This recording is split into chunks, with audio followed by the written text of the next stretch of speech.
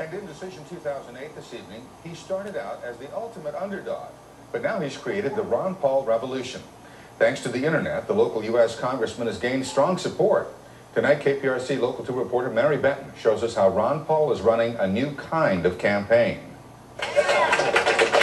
It is one day before the Florida presidential primary, and Republican Congressman Ron Paul is doing what he does best. I think the American people are tired of the iron fist approach to their lives.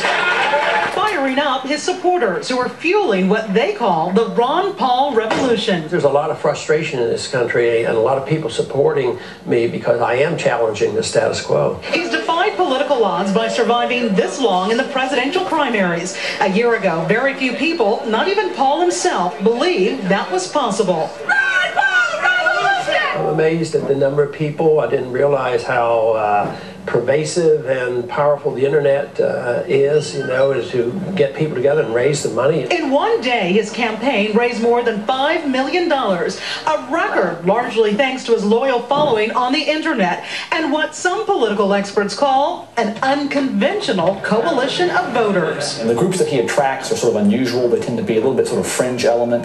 In Florida, he picked up some support from the Klan. In Nevada, he picked up some support from prostitutes. But Paul believes his message resonates with anyone who is looking for an alternative to politics as usual. I'm a strict adherer to the Constitution because that's really the only oath we take, and we're supposed to follow that. And if we did, government would be much smaller and we wouldn't have to have nearly as much taxes. He wants to abolish Social Security, opposes amnesty for illegal immigrants, and voted against the war in Iraq.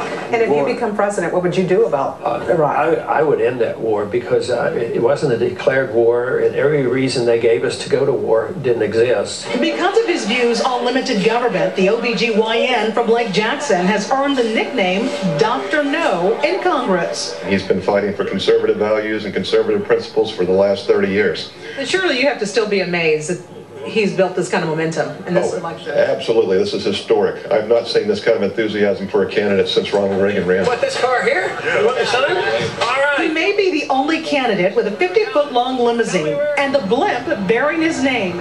Yet with all of that enthusiasm, political experts say Paul has no chance of winning the Republican nomination for president. He has a lot of ability to raise funds, but the problem is in any particular state, his support is pretty diffuse.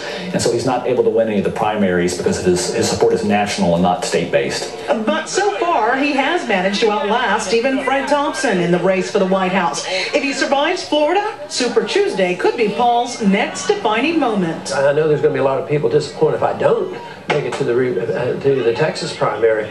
But Super Tuesday is just around the bend, and I think things have to be reassessed after that. As long as he continues to build momentum, Congressman Paul says he will stay in the presidential primary race. He believes his real legacy in this campaign is getting people, especially young voters, involved and creating a new movement. Mary Benton, KPRC, Local 2.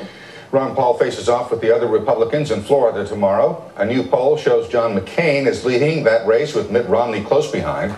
Rudy Giuliani and Mike Huckabee are fighting for third, and Ron Paul is in fifth place. On the Democrat side,